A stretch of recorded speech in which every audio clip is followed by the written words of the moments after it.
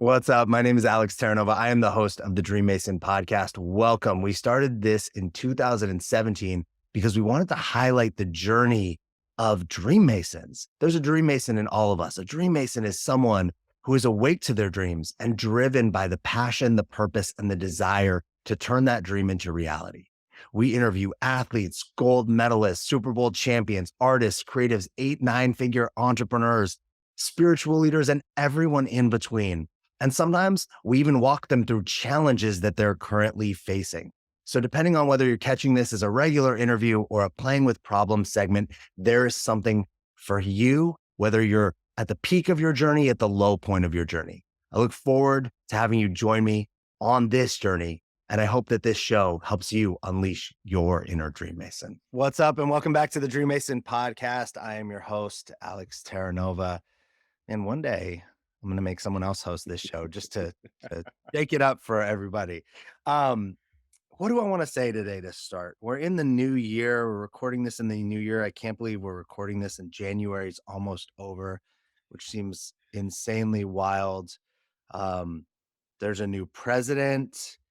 There's new COVID things going on. There's so much that we could dive into. I think the thing that I would share coming into this conversation is I have been having um, so much of my life shift because of the work that I've done on this podcast and outside, where I'm talking to people who have very different lives than myself, whether it be their gender, their race, their religion, the way they identify sexually. It has opened up. I didn't think that I would have this experience. Like, I didn't know what would happen by having conversations on this podcast, but with clients and out in the world. Mhm. But as I look now and go, man, I look back to, like, let's say a year ago, my life is actually, as a byproduct, is like more, it's like I know myself better because I'm like understanding other people better. And sometimes I think people are afraid to really understand the plight of others because maybe they feel guilty or they should do something.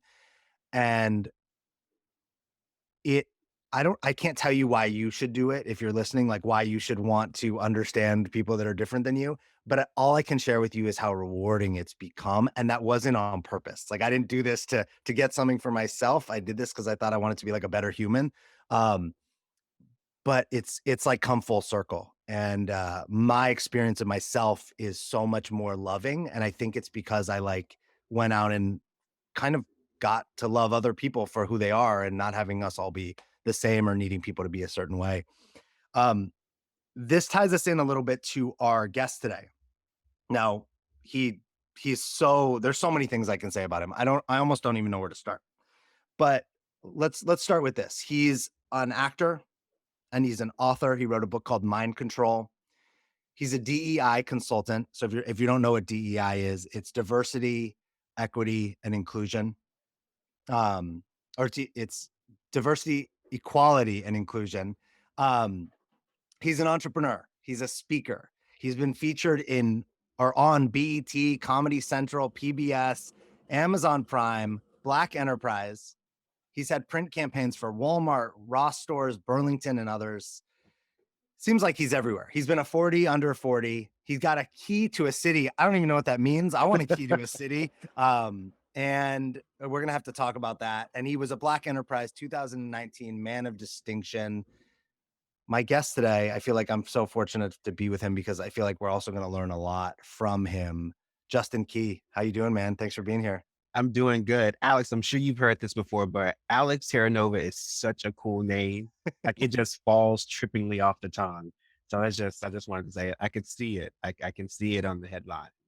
Thank you. I've been, I never really liked my name growing up. Like, I felt like Alex wasn't, it didn't feel like who I was supposed to be. As I've gotten older, it's become less like it's not going to waste my time thinking about that. But I do often hear that, like, people will say, "Did you make up your name? It sounds like an actor name or a coaching name." I'm Mhm. like, "Nope. It's all my parents do." Right. I mean, especially since you're an LA native too. It's like, is that a thing there? Yeah. No, unfortunately, it's not. Unfortunately or fortunately. Um, what do we? aside from like I just kind of hit your highlight reel, what do Mhm. you want people to know about you that I didn't say? I would say I'm just a country farm boy living in the big city. Like, I dared to make my dreams a reality. And though that, it sounds extremely cliche, but when you realize growing up on a farm, and I'm the eighth of nine kids. So I grew up on a farm in Tennessee. And so I always dreamt of living in California before I even knew how to spell California. It was, of course, because of we had an old floor model television, so we didn't have like the cable and things of that nature on the farm. But the Saved by the Bells and the show, all the shows, it seemed like all the shows that I fell in love with as a kid were based in California. So I didn't care how I got here. I knew that I was meant to live in California, live in Los Angeles, and so making that happen from a small farm town in the middle of nowhere. And it can happen. I always say, if I can do it, you can do it. And I hear that often, but I'm like, I had no rich uncles, no rich parents, no trust fund. I had a tractor, some pigs, some cows, and acres of farmland. That's all. And if I could do it, anyone could definitely do it as well. You're speaking my language because you brought up Saved by the Bell, and in my book, Fictional Authenticity, I talk about how like those types of shows impacted me so much, and how as a little boy, all I wanted to be was Zach Morris. And Yes, and yes. and and, like, there were other things, right? Like, when I found out my family was Italian, I was like, "Oh," I got super into Godfather and mafia movies, and I wanted Hmm. and it was like Zach Morris wasn't tough and had kind of a scary dad, so I wanted to be tougher, so I was like, I would subconsciously, as a little boy, put the pieces together. I was like, "Well, if I make myself like this and I make myself like this."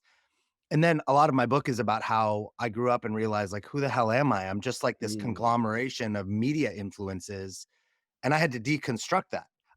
Also, when you take a look back at Saved by the Bell, Zach Morris is kind of a shitty guy. Oh my goodness. Like, I can't believe that's who we all wanted to be. Now, looking at now, I don't know if you can tell, Alex, but I'm black. So I was like, I can be Lisa Turtle's little brother. I can be her cousin that comes to visit and stay there. I was literally trying to cast myself Sure. from Tennessee to Saved by the Bell. Just any way to get at Bayside High. That's funny.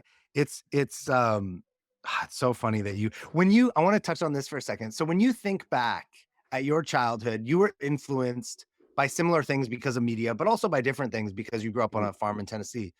What did you think your life like? What was it like to be you? Right? You said mhm. one of what, 8 or 9? Yeah, I'm the eighth of nine kids. Mhm, So to be one of 9 on a small farm in Tennessee, a black man seeing these, the images that most of what come through your TV are probably mostly white people. mhm. Um, what was that like growing up, like in that, like inside of you in that situation? And I would say, it's all that we knew. It's all that we knew. So I didn't know any different. I knew that I was, black clearly, but somehow I didn't know that I couldn't do it. So I went on that. And of course, I never saw black people on television. And then a show that, of course, being from the South, that my parents repeatedly watched was In the Heat of the Night.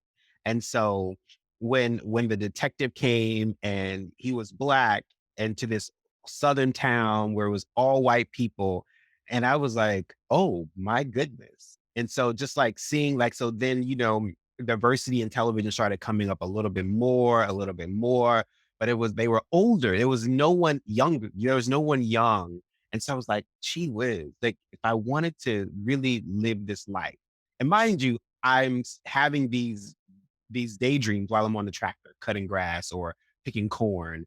And so I'm like, wow, I really want that life. Like, I really want that life. Maybe if I go to LA, they'll see me and they'll be like, Justin, now we can change the game. Like, I dreamt in color. I dreamt in high definition.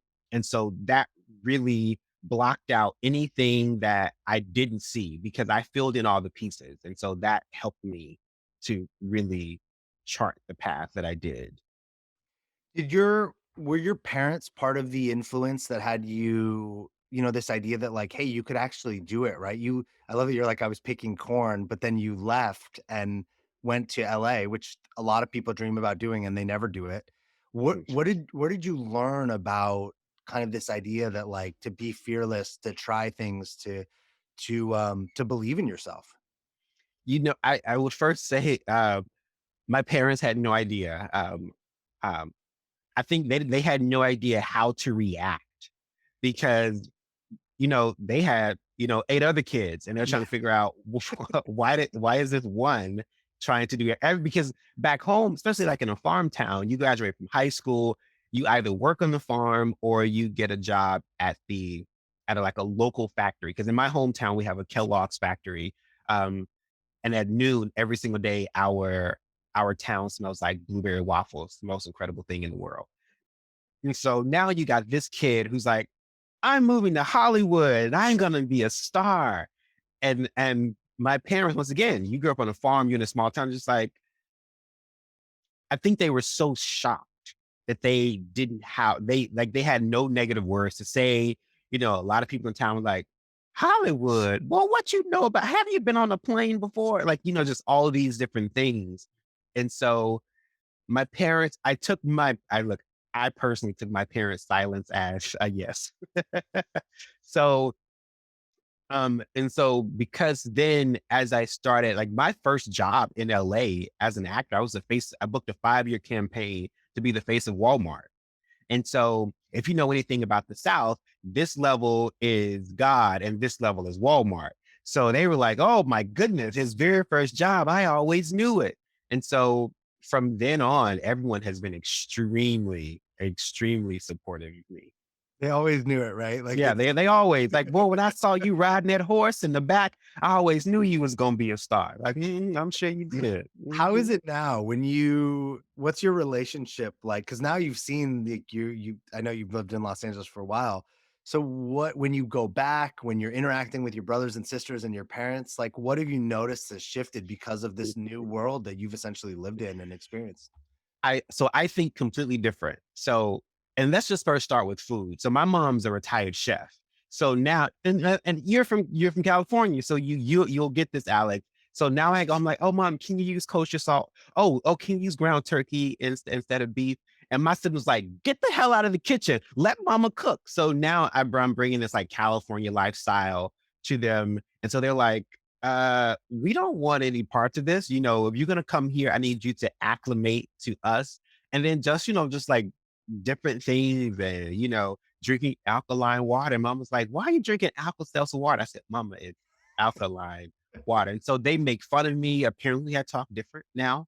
After being here for so long. And of course, in going to school for acting and having to manipulate my southern dialect so that I can Mhm. can act professionally. So a lot of times they do look at me as if I'm a unicorn because I sound different, I talk different, look a little different. According to Southern folk, if you're not a good 200 pounds, you're definitely thin. So they was like, boy, you need to eat something. I'm like, I eat. Well, stop working out so much. Well, mama, that's the lifestyle. I love it. I love running. So even when I go home for a holiday or even just a trip, like I'll wake up and go running in the morning. It was like, no, why you running around the town? Are you gonna be scared of folks? So just like Alex, it's a whole different. I promise you, it's a whole different world, a Yeah. whole different world, and I love every bit of it. And I mentioned it before we should touch on because you have a key to the city or you got so what is you hear about that, right? You see that in like Hallmark movies. So what does it mean for real? And why were you even up for this? So Alex, craziest thing in the world. So I was asked to come home to give a keynote address at one of the town's galas, and so it's Southern town, the county's gala. So it's like the bee's knees of Southern life and Southern culture. So, and I hadn't met any of these people from the county. It was like all the business owners and honestly, 95% white. So, and that was that particular thing. So I go there. So they invite me to come speak. And I was like, okay, great. And so one of the larger community churches like, oh, well, since you'll already be in town to speak on Saturday, do you also mind speaking at our church on Sunday? So I was like, okay, a lot of speaking for the weekend. I'm an actor. This is what we do. Of course I can do it. So Sunday, and they was like, "Oh, we're gonna get the mayor to do remarks," and I was like, "Oh, great! I haven't met the mayor in person before, so and I'm pretty active back home. You know, I always raise money for organizations. Whenever I go back, I speak at the high schools, the elementary schools, and the middle schools. So I'm around when I go back home, and so I'm there. So I speak, standing ovation, hoopla hoopla. The mayor comes up to give her remarks. And the mayor said, with the power invested in me, with the city of Rossville, I now want to present Justin with the key to the city. And then I also want and from henceforth, February 24th will be Justin Key Day.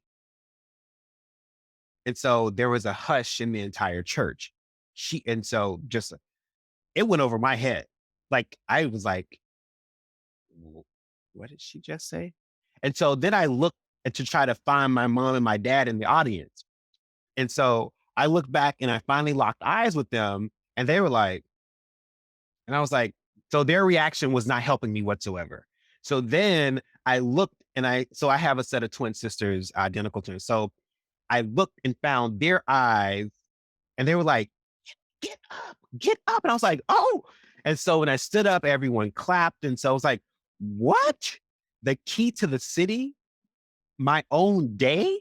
Like Zach Morris didn't get this. What is this? I haven't seen this on a movie. What are you talking about?" And so it's it was surreal. It was one of the most emotional moments of my life because everyone was there. Everyone in my principal from high school was there. My teachers were there, cousins, every family members. It was just such a surreal moment. And so I guess what that means, I mean, all the mayors in the entire county, which I think is like maybe 6 different cities and towns, they were like, "Oh, if you ever need anything, just so you know, let me know." I mean, I haven't need anything, but it's great to know that if I ever did, they're there. Yeah. What did they was there something was there like a specific reason that they, like, was there an accomplishment that you've done or certain, you know, I mean, maybe they just did it for the Walmart commercial, but I feel like they were So doing more than that. What was it got for? it. Yes. So Alex, I do raise a lot of money for back home. Okay. And for all the organizations, I raise scholarships. I connect the schools and the organizations with people not only in Memphis, because I'm Rossville is about 30 minutes outside of Memphis. So with my connections at FedEx, as FedEx is headquartered in Memphis. And so and also for the city of Memphis, I got top 40 under 40. Okay. So I'm heavily connected and I am not stingy with my resources. And coming from a farm town, I'm making sure the kids, know that there are other professions that they can aspire to go after. I'm getting organizations money, donations. I'm connecting churches with organizations that can help them. I'm doing all of these different things. Why? It's because that's what I wanted as a child. Like I wanted and needed all of these different things. Like I would be Googling as a child when our school finally got computers. I think I was maybe in 8th or 9th grade. And I was Googling like who celebrities from Tennessee. And I was like, okay, all these people are old.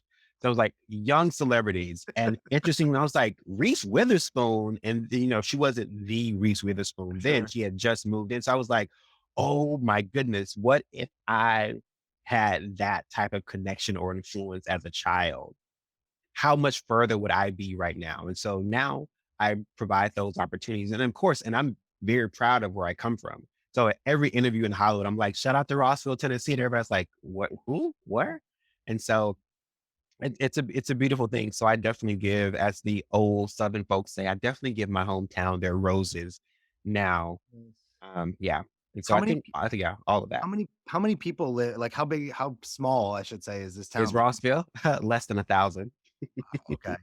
Yeah. Is it, like, primarily, like, what's the diversity in that? I would say it's about 50-50, Okay. 50% white, 50% black. The one thing about it, you can see the economic disparages between the two. And so that's another part of where I come in and where I talk to the businesses and where I use my MBA in entrepreneurship to talk to the Black business owners on how to scale and how to, invest in other products, how to diversify, how to use the power of the web. And interestingly enough, and they see me as the actor, but then I come in and, talk entrepreneurship.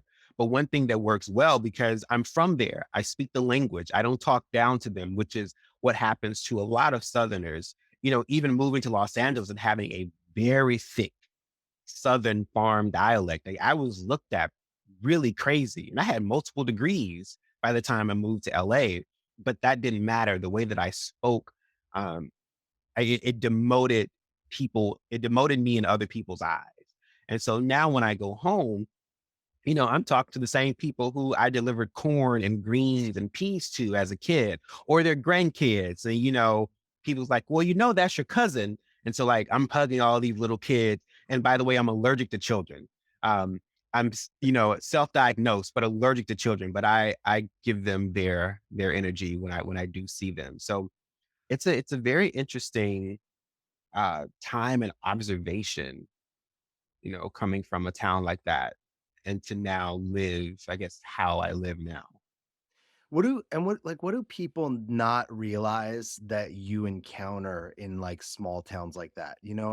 I don't know about you, like, when I growing up in Los Angeles, Mhm, I I didn't get to see or experience a lot of, like, racism or prejudice. For the mhm, most part, Los Angeles is pretty, like, progressive and whatnot. Um, and people that would have those beliefs would probably keep them privately, right? I'm not saying they don't mhm, exist, but they probably would keep them. But I do remember, like, in elementary school, it was probably, I don't know, growing up in West LA, probably like 75% white. There was like mhm, a handful of Asian kids. A bunch of like Hispanic and Latino kids were bussed in from other areas of LA. mhm, And then I remember specifically there was one black kid.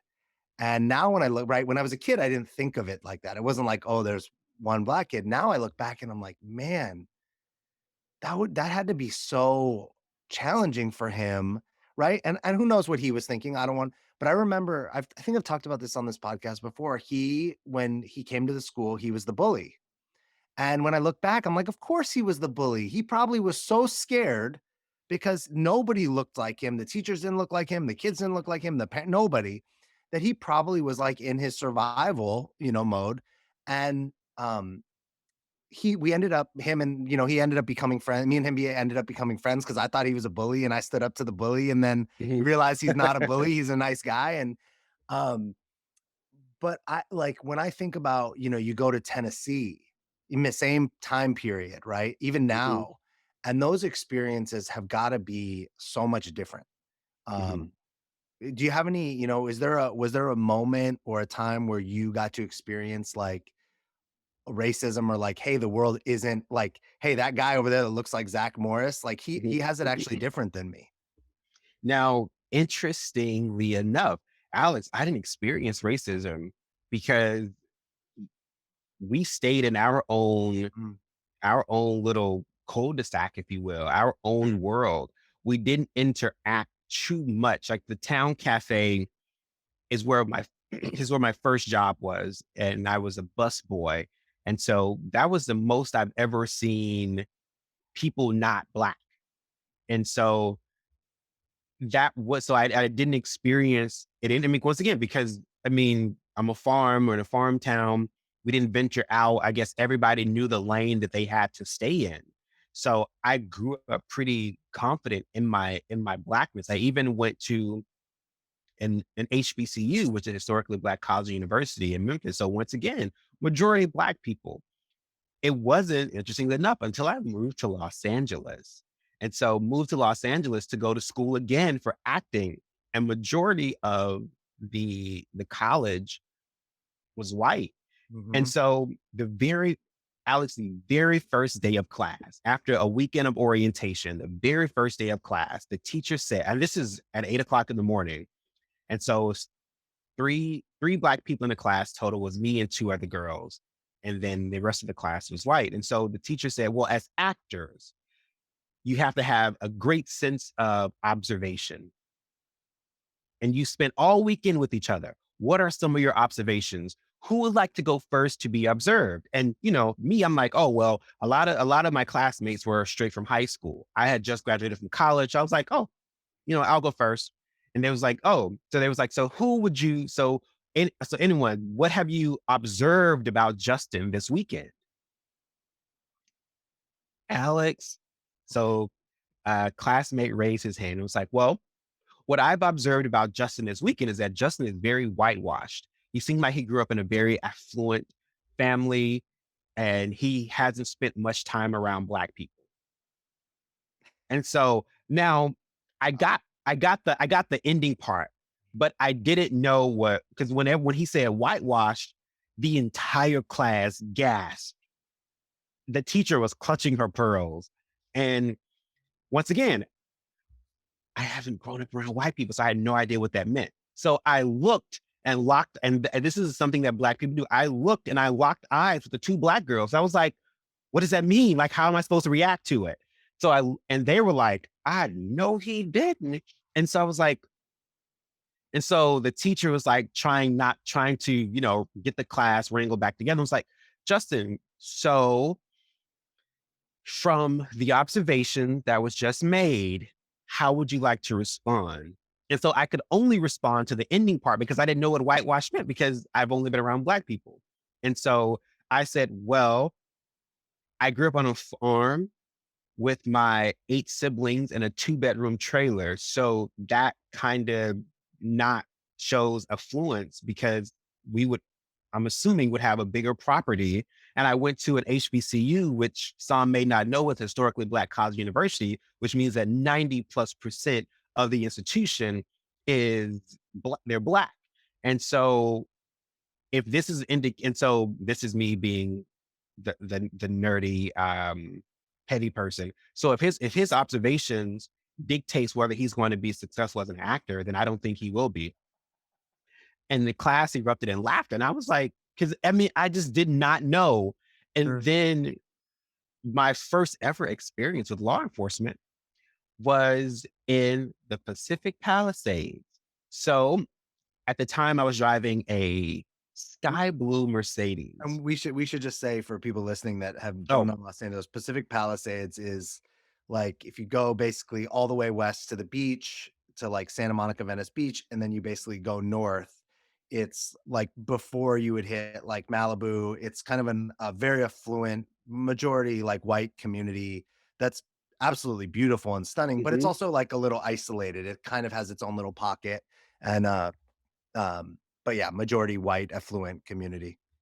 Yeah, and I was going to see a client, and so my mom called, and I just pulled over, and I'm perhaps not even a block away from the house. So I pulled over, and so I'm talking to my mom because she called and she just talked. She doesn't say, "What are you doing?" or am I bugging you? No, she just starts talking. So now I'm talking to my mom, pulled over, and it's in the neighborhood, and then I'm in the neighborhood every week. So, and then I see the police behind me, and I'm just like, maybe they're going to another house. I'm not even thinking anything about it.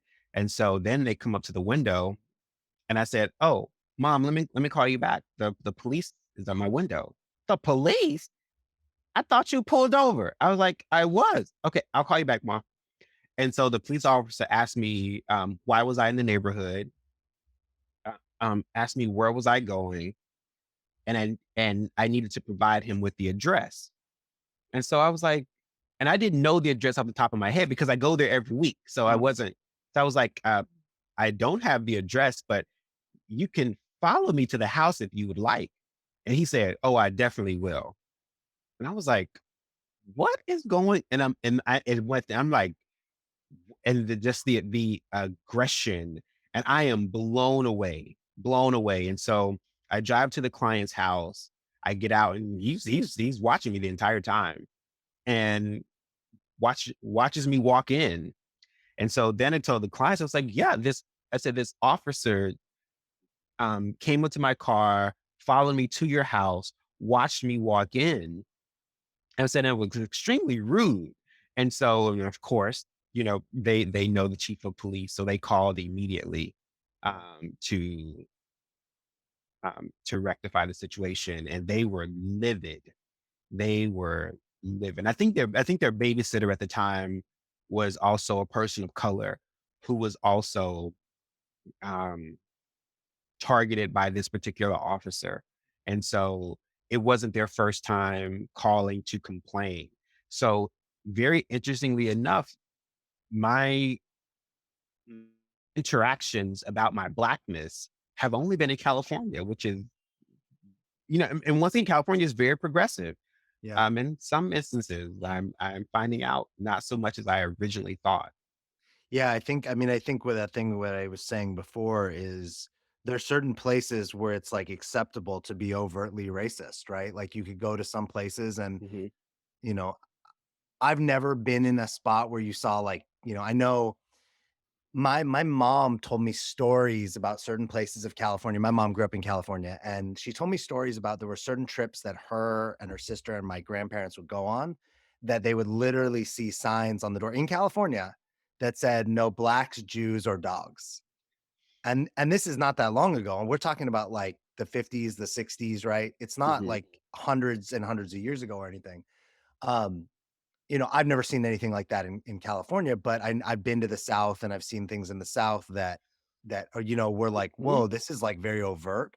But I do the what I've learned is there's still like so much of the let's just say prejudice, prejudice, bias that is like untalked about. Hey, I'm gonna keep it in my house. I'm gonna keep it like for Yeah. silenced, or I'm gonna use my power, my influence in that way. But yeah, it's not as overt as like that experience with the police officer. I'm curious about it, how it is, and because you're an actor, you're an author, you're speaking, you're also a DEI consultant. What do you see in Hollywood? What's the experience of, being a black man in Hollywood, different than maybe what you think maybe your counterparts experience? Being black in Hollywood, Alex, is like an obstacle course. Uh, there can't be too many of us. I've noticed that we have to look and act a certain way. There are certain boxes that we have to tick. We either have to be the non-threatening good guy, the nerd, or the thug. Um, because you have to be able to fit those who fit the stereotype, and then the one percenters who are the Denzel Washingtons who can do it all. And it's ridiculous. It's seen so much, like, even when you think of the pay gap in Hollywood, when you think, like, when Sony was hacked several years ago, and then the hackers brought out the pay disparity between not only whites and blacks, but also, men and women, and it was mind-boggling. So the pay is also an issue. The opportunities are an issue, and then the exposure. Like, we're not exposed to all the different amenities that our white counterparts are exposed to, and the opportunities that they have.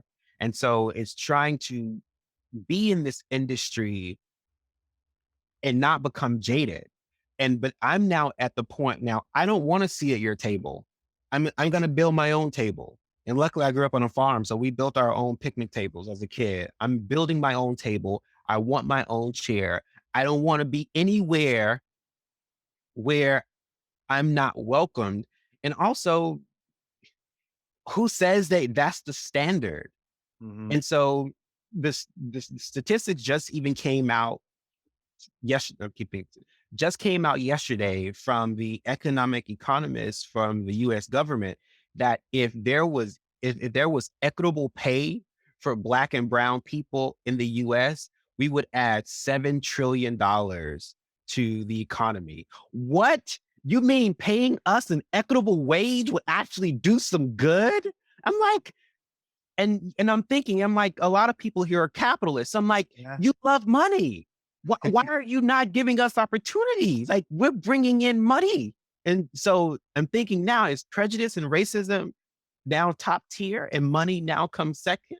I don't know. And, we're still finding things out. We're still, um, you know, fighting the good fight of faith and diversity, equity, and inclusion in Hollywood. When you besides that financial piece, which is man, I would love to I'm gonna look that up because that is like I mean, whatever it is, right? If you're Mhm, no it it's clear and it's obvious that obviously if you pay people more money goes into the economy. There's more people have more money to spend, right? Like mhm, um so it makes perfect sense. And like if you do that with right with all the groups that have those pay disparities. But from a I love the idea, like, as a DEI consultant, there's people that want to be better. They're clearly like, "Hey, I wanna be better, I wanna improve, mhm, I wanna have empathy, I have compassion." And then there's people that are like, let's say, like, right behind, maybe, like, in the middle, which is probably mhm. most people, that really don't understand. They're like, I don't see racism, or I don't see color, or I'm not biased." And science has shown that this is not true. Like people, Mhm, we're just not aware, and that's okay. But mhm. I think the cool thing about DEI and coaching and like what I do is we help people see things that they haven't seen before. What do Yeah. you think when you look at Hollywood and DEI, besides that adding in revenue, what's the upside? Like why would people that are in Hollywood or in any industry really like want to create more space for diversity, um, equality and inclusion? So thinking, well, outside of the whole money aspect, the entertainment industry is not and has not been created for a specific demographic. And then when you do think about it, who are the audiences? Entertainment is multicultural. So you see now that when allowing these different projects, and it's not just to be entertained, it is to be informed, it is to showcase other cultures. The entertainment industry is not just to make someone feel good. The entertainment industry hits so many different facets. And there's no way that you can hit all of these facets by just focusing on one demographic. And then when you look at who are the top consumers as well. And so you have to think about that. You're providing a living, the entertainment industry pushes the economy forward in so many different ways. Not only hiring, but also telling the different stories of so many different demographics, informing them on so many different things, exposing them to so many different cultures. So the entertainment industry has a very important role to play in getting out information. And so this thing about it, it's not just getting out information, it's getting out accurate information. And so the entertainment industry should do that because that's really the basis. It was literally not created just to entertain one demographic. So if you're going to really stay on that foundation, then you have to do what's needed. And as the industry and as the world evolves, then the industry should mirror that. And if it doesn't mirror that, then it's not going to exist. And if it's not going to exist, then whatever you think you've created is going to cease to exist, in my opinion. Yeah. You just made me think of something too, which is I tell people when we're really able to travel again, right? People are all Mhm, excited to travel. And I often have conversations with people and they tell me about, places they want to go. And I'm like, oh, the last place I want to go is like Western Europe. And people are like shocked, right? People love like going to these. mhm, And I'm like, how many more churches can I see? Like, how many more of there's nothing wrong. These things are beautiful mhm, architecture and there's lots of like great food and whatnot. But it's the thing is it's this it's like same with slight differences.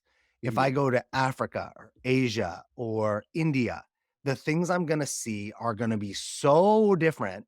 Mhm. And look, if I always went to India, it's gonna be the same thing. Well, whatever, how many Hindu statues can I see, right? But Right. when you made me think like that same thing is like if the lens of entertainment or any business is like a singular focused lens, the white Mhm. experience, the white man experience, like whatever. Um, you actually get the same thing over and over again. A great example of that is like Hallmark movies, right? They're Yeah. all the same movie with like Oh. a different girl, different guy falling in love, like rhythm, right? And look, if you like that, that's great, right? But Mhm. it's limiting in the sense of there's only so much range. Um, Correct. and I think back to even when I was a kid, I don't know how this what I remember like being a kid and um being able to listen to so many different kinds of music and not thinking of it as like a race thing, right? Like I remember Mhm. like the early Snoop Dogg and Dr. Dre and like I'm a little white kid like listening to this. I didn't know what they were like, it's like maybe you think but I don't know their experiences. And I wonder like in different places how like I felt very free that I could listen to like whatever I wanted. Mhm. And that's pretty cool, right? Cuz it's like you get to experience all things, but I also wonder like how many people didn't get opportunities to create their music because it didn't fit inside of so and such box, or they weren't in a place that like gave them that space. Yeah, correct. They were perhaps in Rossville, Tennessee. Mhm. Yeah. I mean, yeah, it's a very interesting thing, and once again, entertainment has a way of breaking down those levees so that, you know, a little white kid from West LA could hear music from different experiences. And what it is preparing us for the world that we're living in. So when you go to Western Europe or Johannesburg or Shanghai or Taipei or Paris, all of these people, you're going to realize you all have something in common, whether you like a certain song, certain genre, certain music, certain fashion, and entertainment has brought that here. And so I think it's another incredible way of connecting us globally. Yeah, it definitely does give us, right, when you see concerts and you see, like, Mhm. Michael Jackson, right, is like the master of that. It's like you could take Michael Jackson anywhere in the world and people were like, his music could connect with anyone ever, and there's other people like that, Mhm. obviously. Yeah.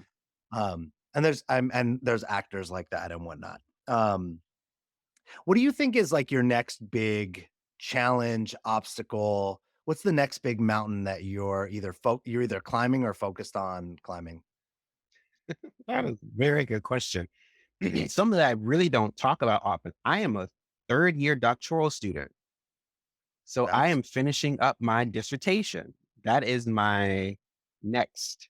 what are you Uh, on what's um, your doctorate? What's the subject? Motion picture production and distribution. So I am staying within the realm of entertainment business. Mhm. And so it's exciting because I've done all of this in front of the camera work, and now my mind is blown, Alex, on what goes on behind the camera before I get to set, while I'm on set, after I'm off set, when the television show actually airs, and what happens a few years afterwards. I'm just like, wow. I mean, acting is really the tip of the iceberg, literally the tip of the iceberg, because all of these other different components. And, you know, when you think about distribution and how much things it cost and who's pricing it. So that's where I'm focused on. So I am now in the beginning stages of my research and I will be starting writing next month. That's a big deal. Mhm. I'm excited. I'm so geeked about it. Yeah, it's a method to the madness. What I didn't know you could get a doctorate in like this. I mean, there's tons of I learned recently you can become, you can get doctorates in so many fields that I had no idea. Um, Yeah, what do so you hope my doctorate is in business. Oh, okay. It's a okay, with a focus on entertainment. Yes. Mhm. What do you hope to when you're complete, when it's done and we can call you Dr. Justin Key, what do you hope that provides? What's difference is that gonna make in your life or other people's lives? For me, it is going to allow me to see things through a different lens. I've been so narrowly focused with just being an actor to the point where I'm pretty sure I missed on so many different opportunities because I was unable to speak the language. I was unable to see what others were creating. Like, you know, being asked, "Oh, Justin, you should really produce this, or you should really do that." And I was like, "Oh, no, I want to stay in my lane." So now my lane has expanded And so also what it would do for others, I will now be able to translate to other artists and other creatives on how they can have a more expansive career. And so I'm really, really excited about that, to be able to take what I've learned and translate it into a language that is more comfortable, more digestible, where I'm not talking down to actors. Very similar to what I do with um, my fellow Rossville natives when I go back home and I'm able to say, hey, do X, Y, and Z. They trust me. I'm one of them. I speak the language. And so now doing what I did for the people in my hometown for now others in the entertainment industry. Is there anything you want as we kinda get here to the end and wrap up, is there anything you want, that I didn't touch on, that anything you really, maybe wanted to say or share or talk about, last word? I would say, and this goes hand in hand with Shonda Rhimes' book, The Year of Yes. It's I would great. say take a moment. I mean, you don't have to do a year like she did, but you can do a month or even 6 months and just say yes to everything.